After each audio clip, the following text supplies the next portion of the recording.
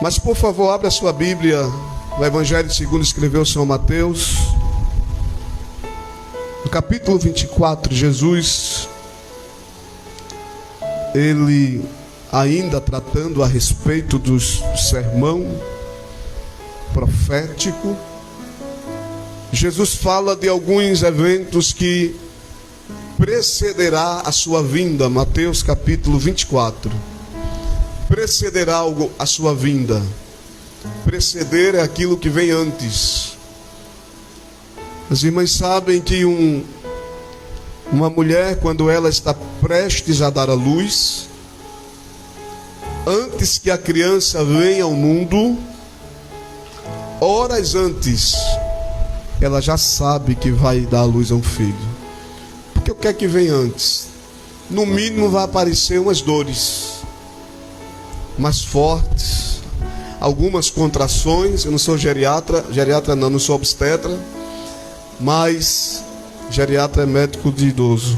Eu não sou obstetra, mas é mais ou menos isso. E Jesus fala sobre o princípio das dores.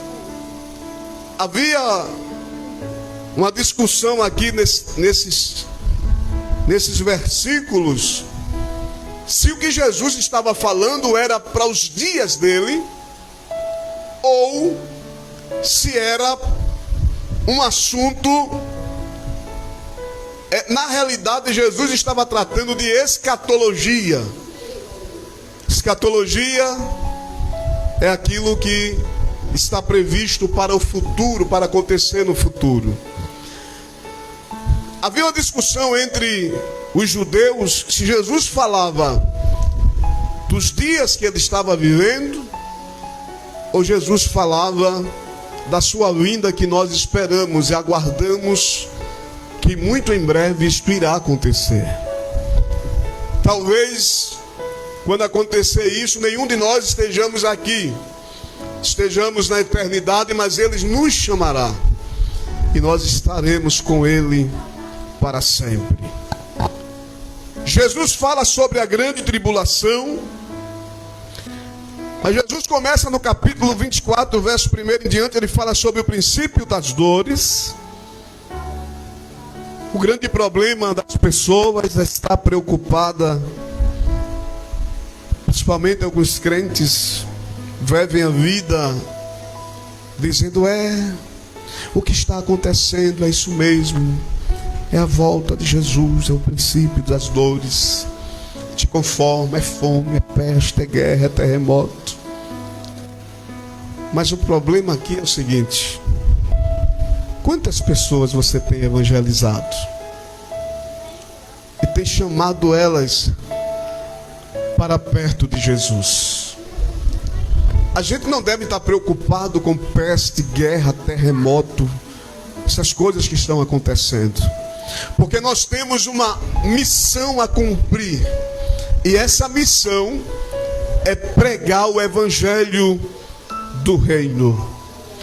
Quando Jesus fala da grande tribulação, o princípio das dores, no versículo 29, Jesus começa a relatar dizendo: e logo depois da aflição daqueles dias, o sol escurecerá, a lua não dará a luz, as estrelas cairão dos céus e as potências dos céus serão abaladas. Isso aqui trata de sinais. Judeus, a grande preocupação deles, como eu falei para as irmãs, para os irmãos, era se isso aqui iria acontecer naqueles dias ou no momento em que nós estamos vivendo. Porque Jesus saiu do templo dizendo o seguinte: não ficará, esse templo aqui será demolido, destruído, e não ficará pedra sobre pedra. E aí eles acharam muito estranho que Jesus falou, porque a estrutura do templo que Jesus estava se referindo não era mais aquele templo de Salomão. Era o templo que Herodes tinha construído. E essa construção do templo, eu vou usar uma expressão, Herodes, o rei que estava comandando a região ali na Judeia, ele tinha uma visão, um objetivo. E qual era o objetivo? Deixa eu usar a linguagem, eu costumo usar a expressão popular e nordestina. Ele queria estar bem na fita com os judeus. Então o que é que ele faz? Ele reconstrói, eu vou usar a expressão reconstrói, reergue o templo. E segundo a história, o templo era tão suntuoso que Herodes construiu, que a maioria, boa parte da sua estrutura, praticamente eu vou acreditar que 90% da sua estrutura era construída de ouro. E as outras partes, diz que as pessoas que se aproximavam do templo que Herodes construiu, de longe, algumas partes enxergavam branco como a neve, porque Herodes, além de colocar em outras partes, viam as áreas reluzentes, porque além de Herodes colocar muito ouro no templo, ele também trabalhou com os melhores mármores para deixar a estrutura bem adornada. E além disso, ele construiu uma estrutura muito fortificada. Quando Jesus fala disso, os judeus estranham e eles não acreditavam que aquela estrutura um dia iria ruir, acabar. Mas eu quero dizer para a igreja que nada neste mundo é infalível. Sim ou não? Tudo é falível. Às vezes tem pessoas que se colocam num pedestal tão alto, achando que aquela fase da sua vida vai ser eternamente. E não é. Por isso que eu costumo dizer o seguinte: tudo que você fizer, faça com humildade. Sim ou não? Sim. E a Bíblia mostra, a história mostra, que a grande preocupação deles era essa. Mas segundo a história, Jesus estava tratando não só de questões dos seus dias, mas de questões dos dias atuais. Escute só, igreja. Os homens podem inventar todo tipo de mensagem. Inclusive, eu hoje estava nas redes sociais, dando uma olhada nas minhas postagens, que as irmãs que me conhecem sabem que eu posto muito, mas sobre a questão bíblica. E tinha um cidadão oferecendo um projeto para ganhar, numa carrada só, mais de 100 mil almas para Jesus. Diga, esse aqui é mais um mentiroso, mais um enrolão. Na época da pandemia, alguns pregadores, e aí eu vou ser bem taxativo mesmo, fizeram um terrorismo psicológico na vida de tantas pessoas, que eu estava em casa com minha esposa, a gente assistindo programa de TV evangélico, e no final alguém dizia assim: graças a Deus, tivemos hoje 50 almas, tivemos hoje 60, tivemos 100. E eu dizia para minha esposa assim: isso aí é só o medo da pandemia. Isso aí é só o medo. Quando passar de 60, de 100, Se ficar 20%, fica muito. Me lembro que alguém procurou minha esposa um dia aterrorizado, dizendo que não estava conseguindo nem dormir mais. E naquele dia entregou-se para Jesus, e eu disse a ela: espero que não seja só o medo da Covid. Pronto, irmão, passou o medo, acabou-se. Só que a vinda de Jesus é real. Muitas pessoas estão esquecendo de pregar sobre duas coisas: céu, inferno e a vinda de Jesus.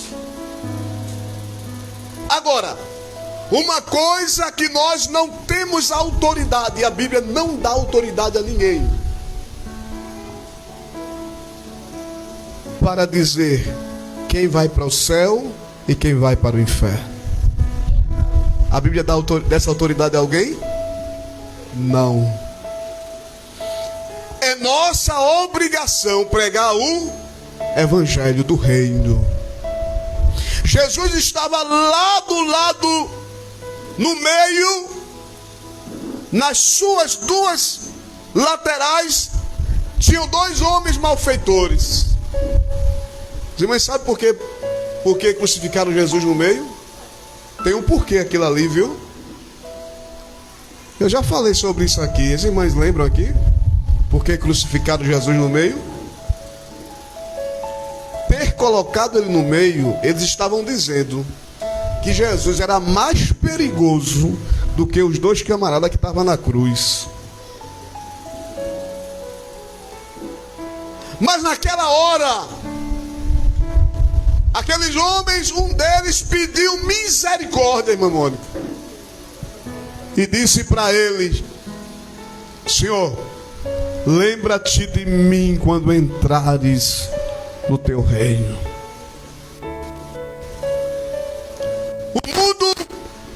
O mundo, querendo ou não, estamos caminhando para o fim. Os próprios estudos científicos,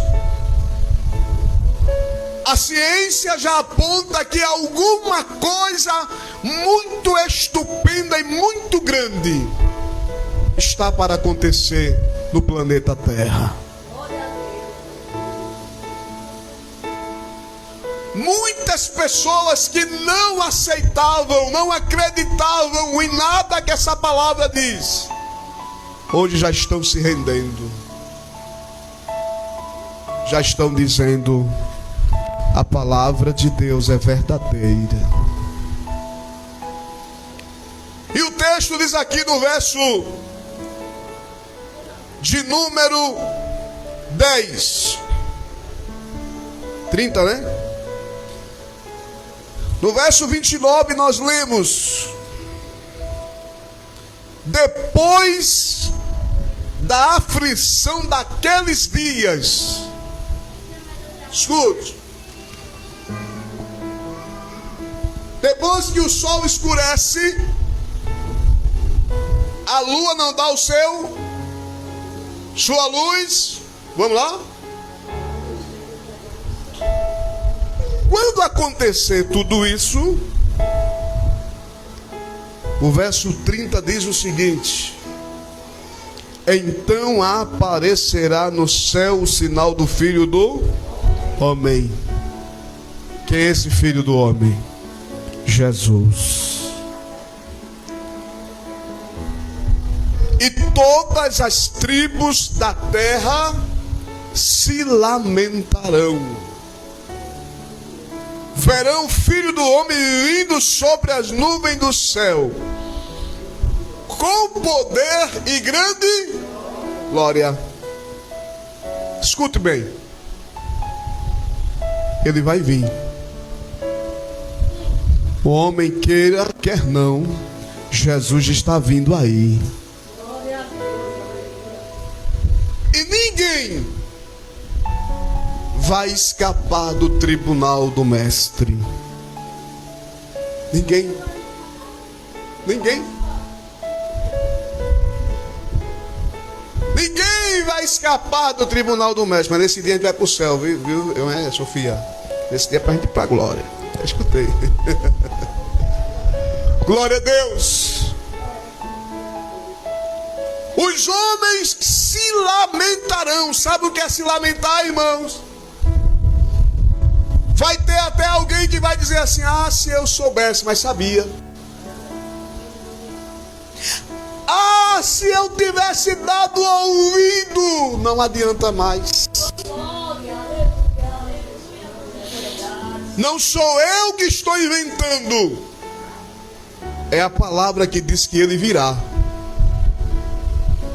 Só que a palavra está dizendo uma coisa interessante aqui. E muitos crentes, principalmente muitos que fazem teologia, muitos que são mestres, doutores, não aceitam esse versículo 31. Fala o 31 aí para ver aqui o que é que diz. Ele enviará os seus anjos com este clamor do profeta, os quais avisarão os seus escolhidos, desde os quatro ventos de uma a outra extremidade do céu. Sabe o que é que ele está dizendo? Eu não sei se você entendeu essa palavra. Ele enviará, ele vai vir. Ele vai aparecer nas nuvens dos céus, vai haver o sinal, ele vai se apresentar. Mas ele vai enviar os seus anjos para fazer a colheita. Não sou eu que estou dizendo, isso não é palavra de pastor, não, isso é a Bíblia.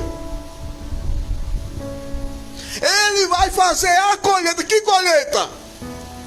Para você fazer uma colheita, você tem que ter uma plantação muito grande, sim ou não? Porque você vai escolher os seus frutos.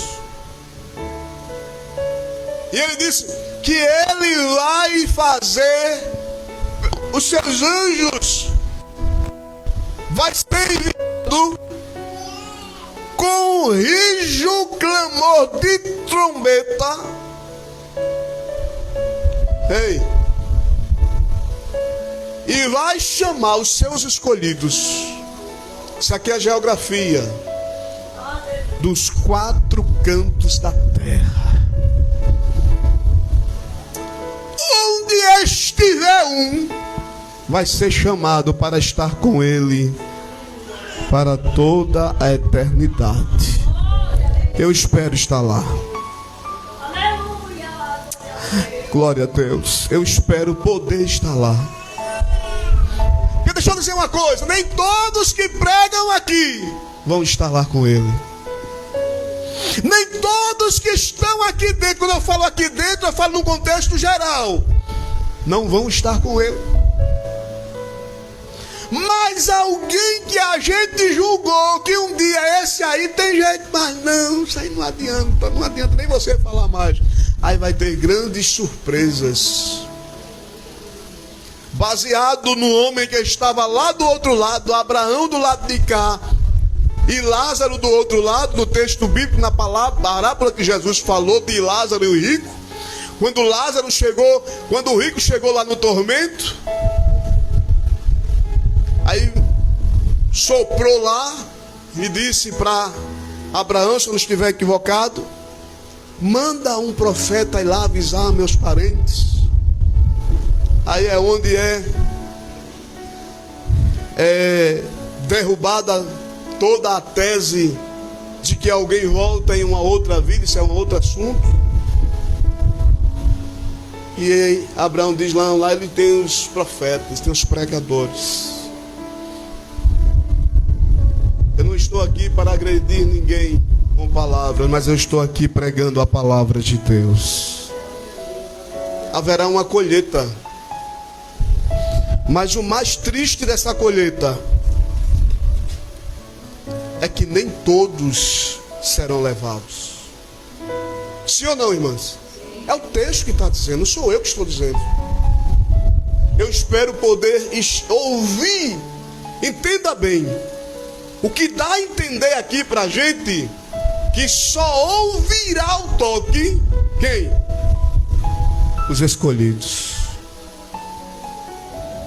Porque será um toque específico. Vocês estão entendendo? Será um toque específico. Lá no Antigo Testamento, Deus manda a Moisés mandar fazer 2 trombetas. E essas trombetas, para que era, pastor?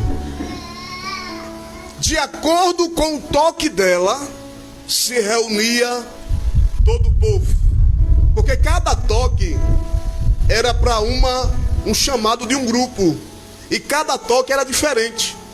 Quando ela tocava de um jeito, se reuniam os príncipes. Quando ela tocava de um jeito, um grupo do leste de cá se levantava. Tocava de um jeito, outro grupo se levantava. Quando tocava as 2 juntas, o grupo todo se unia. Então, cada toque era para um grupo específico. É o que a Bíblia diz lá no Antigo Testamento. Se não estiver equivocado, em Levítico, as 2 trombetas de prata. E a Bíblia está dizendo aqui, nesse texto, que haverá um toque. E esse toque será um rígido clamor. Vamos ver aqui novamente. Capítulo, verso 31, foi isso? Que nós lemos. Ele vai aparecer e no 31 ele enviará os seus anjos com rígido clamor. De quê? Ou seja, haverá um toque. Será um toque, irmãos, muito. Avise lá para seu filho, para sua filha, para seu esposo, para sua esposa. E muito em breve haverá um toque. Aleluias. Glória a Deus. Eu espero que a minha família esteja lá junto comigo. Eu espero que todos que eu amo da minha família estejam lá. Sabe por quê, irmão? Pastor, o senhor gosta de umas coisas, né? Não, é a Bíblia. Quem me conhece sabe que eu não enfeito nada. Não gosto de estar enfeitando com historinha, com conversinha mole. A Bíblia está dizendo que vai haver um toque. E eu espero em Deus que eu esteja lá. Você quer estar lá? Eu quero. Eu quero estar lá. Eu quero poder estar lá. Porque João disse: olha, eu vi a cidade santa descendo. Descendo do céu. Adornada como a noiva, preparada. E na cidade santa só vai entrar aqueles que ouviram o toque. Só que o toque será nos 4 cantos da terra. Os 4 ventos. Que Deus nos ajude, irmãos, a chegar lá. É fácil? É fácil? Não. Requer renúncia. O mundo oferece tanta coisa, né, irmãs? É ruim o que o mundo oferece, os prazeres? Não, irmão. Se fosse ruim, você não tinha praticado no passado e as pessoas não praticam hoje. O ruim é o futuro. Na sua maioria é difícil. Mas para a gente concluir aqui essa palavra tão boa, diz aqui: aprendei, pois, esta parábola da ira. Glória a Deus. Quando já os seus ramos se tornam tenros e brotam folhas, sabei que está próximo o verão. Igualmente, quando vide todas essas coisas, sabei que Ele está próximo às portas.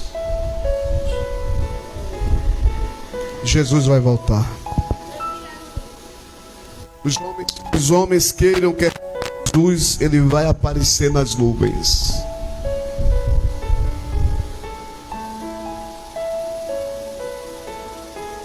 E para alegria nossa, eu quero dizer assim, nós estaremos com Ele para toda a eternidade. O ruim é que, pastor, o senhor pode dizer quem? Não, a Bíblia não dá essa autoridade para a gente dizer isso. O grande problema que nem todos alcançarão, que nem todos ouvirão o toque da trombeta. Vai ter gente que passou a vida toda, pastor, que negócio é esse? Passou a vida toda na igreja, mas não vai ouvir o toque. Você está entendendo a palavra? Não vai ouvir.